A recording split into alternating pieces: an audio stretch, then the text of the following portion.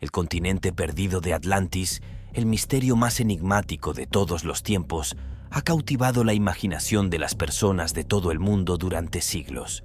Se cuentan historias de una civilización mítica con una tecnología avanzada, gran riqueza y tesoros inimaginables esperando ser descubiertos. ¿Pero era Atlantis solo una leyenda? ¿Realmente existió y, de ser así, qué le sucedió? Intentaremos descubrirlo juntos, pero antes de continuar no olvides suscribirte, darle like y activar la campanita de notificaciones para que no te pierdas de los misterios más enigmáticos del mundo.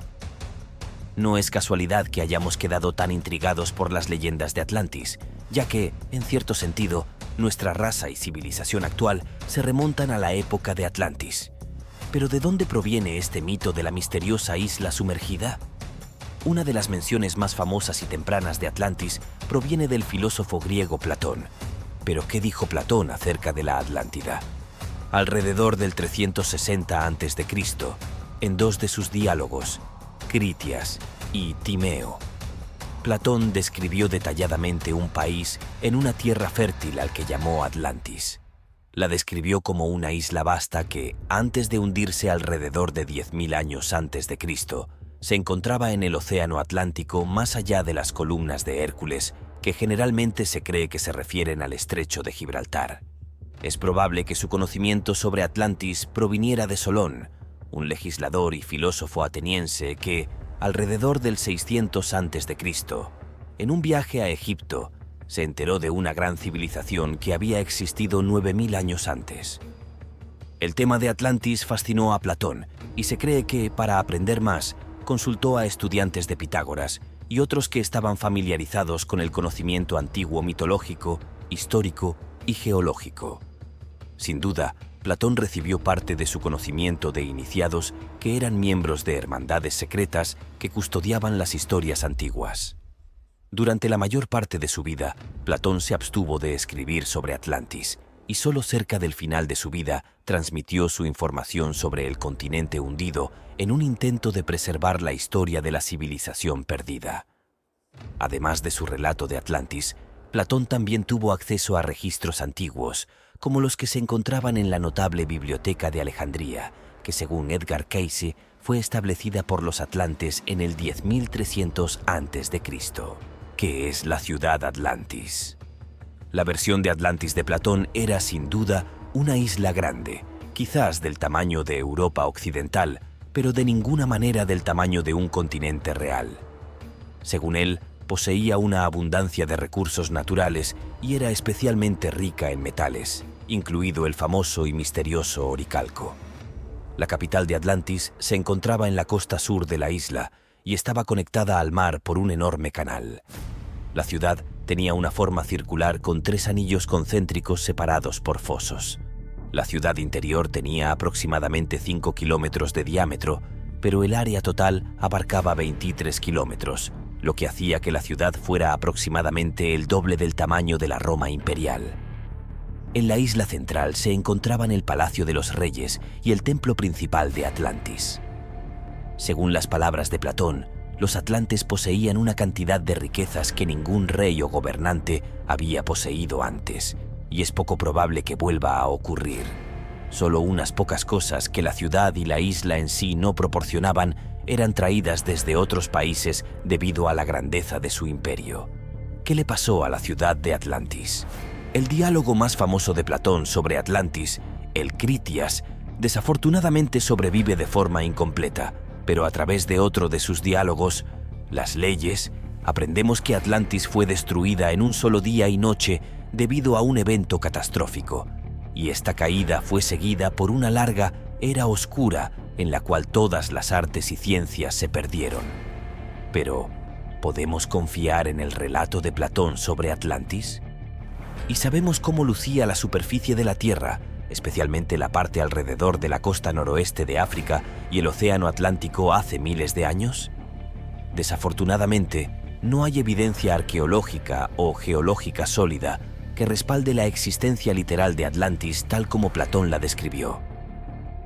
No se han encontrado ruinas o vestigios que se puedan atribuir definitivamente a la antigua civilización atlante. Además, las descripciones de Platón son a menudo interpretadas como alegorías o metáforas en lugar de relatos históricos literales. Sin embargo, esto no ha detenido la especulación y la búsqueda de Atlantis a lo largo de los siglos.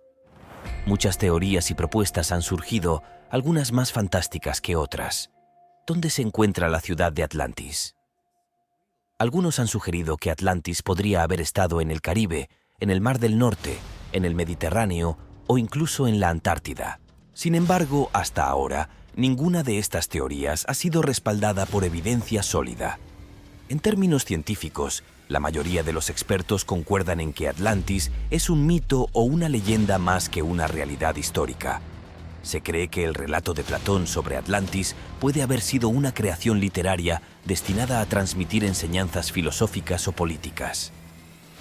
Algunos sostienen que Atlantis podría haber sido una alegoría para la corrupción y la decadencia de las sociedades humanas, mientras que otros argumentan que podría haber sido una forma de representar los conflictos entre Atenas y la poderosa ciudad-estado de Atenas.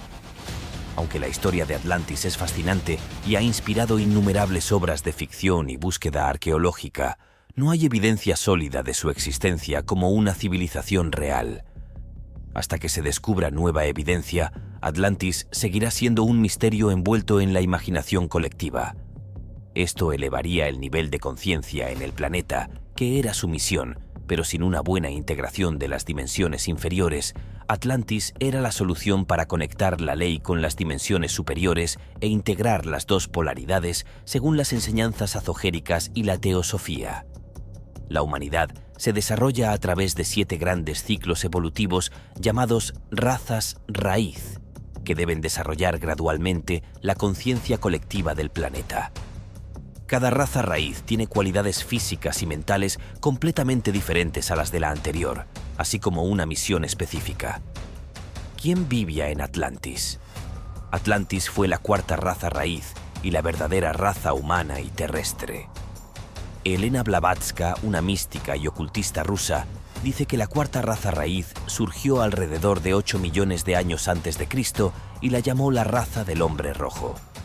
Pero el comienzo de la civilización atlante está envuelto en misterio. Según la tradición esotérica, las entidades espirituales superiores asumieron forma humana e encarnaron en la Tierra al comienzo del período atlante. Por lo tanto, eran hombres divinos, seres duales, espíritus supremos que tomaron cuerpos humanos y establecieron la gran filosofía y enseñanzas de Rudolf Steiner, quien también agregó que su verdadero hogar no está en la Tierra. La primera época de la civilización atlante dio paso a una segunda y luego a una tercera época neoatlante, durante las cuales la civilización atlante se extendió desde su isla natal a otras partes del mundo. Cada era o período mundial ha estado separado del anterior por cataclismos naturales, grandes cataclismos terrestres, de los cuales la sumersión final de Atlantis en el 9600 a.C. fue el más reciente. Sabemos cómo lucían los atlantes. La enseñanza teosófica describe a la 4ª raza como gigantes. Aunque sus cuerpos eran más bajos en altura en comparación con los de los lemurianos, eran relativamente más altos que nosotros, lo que dio lugar a numerosas leyendas de cíclopes y titanes mencionados en muchas tradiciones antiguas. Según Blavatsky, los atlantes fueron la raza que alcanzó la cúspide del desarrollo físico. Luego vinieron los azantianos, los gigantes cuya belleza y fuerza física alcanzaron su culminación de acuerdo con la ley evolutiva. En principio, los atlantes poseían un tercer ojo desarrollado durante la raza lemuriana, que tenía funciones espirituales. Sin embargo, con la mejora de la estructura humana, la materialidad y la corrupción de la humanidad, el tercer ojo desapareció gradualmente. Los atlantes podían controlar el tiempo, manipular la materia, revertir la gravedad y proporcionar energía ilimitada para alimentar todo tipo de dispositivos mecánicos. Desarrollaron una tecnología que, aunque diferente a la nuestra, era superior en muchos aspectos. Los campos salvajes y los exuberantes bosques verdes de estas hermosas tierras no estaban deformados por tiras de metal y concreto para facilitar el rápido viaje en trenes de bala y automóviles. En cambio, las personas lograban vivir felices sin contaminar el medio ambiente y agotar sus recursos naturales. Mientras tanto, las lecturas de Edgar Cayce describen a los atlantes obteniendo poder del gran cristal, del sonido y de la división del átomo. Él afirma que con la energía que fluía del cristal, la gente de Atlantis disfrutaba de viajar por el aire, el agua y bajo el mar, transmitir la voz a largas distancias y disfrutar de los beneficios de los láseres. ¿Llegará el momento en el que volaremos libremente en el espacio, al igual que los atlantes? ¿Y cómo exactamente extraían y dirigían esta energía vital utilizando sus habilidades altamente desarrolladas? Los atlantes podían obtener energía de diversas fuentes, como el sol, la mente, el campo magnético de la Tierra y el sonido. Edgar Cayce menciona el primer cristal importante en Atlantis como la piedra Tuaoi. Los atlantes originalmente amplificaban la luz que recibía en sus 6 lados del sol para mejorar la meditación, la contemplación y para comunicarse con el reino espiritual. Después de miles de años, a medida que los humanos se volvieron más orientados hacia lo material, los sacerdotes perfeccionaron el gran cristal que, cuando se controlaba adecuadamente, amplificaba y dirigía la energía que recolectaba. Con esta fuente de poder infinito, los atlantes adquirieron la capacidad de viajar por el aire, sobre y debajo del agua, y construir la enorme piedra multifacética. Los científicos atlantes colocaron un gran trozo de cristal de cuarzo de corte preciso en la parte superior de un edificio que servía como un transductor solar en este espacio abierto. Las facetas del cristal enfocaban la energía de los rayos del sol, al igual que los espejos parabólicos de hoy en día. Una cúpula móvil sobre la parte superior de la intrincada piedra de cuarzo permitía a los ingenieros expertos controlar la cantidad de exposición a la luz desde arriba.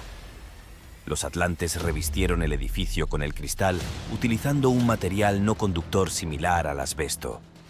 Cayce describe una central eléctrica en la Tierra que proporcionaba la energía del gran cristal, lo que permitía a los atlantes vencer la gravedad.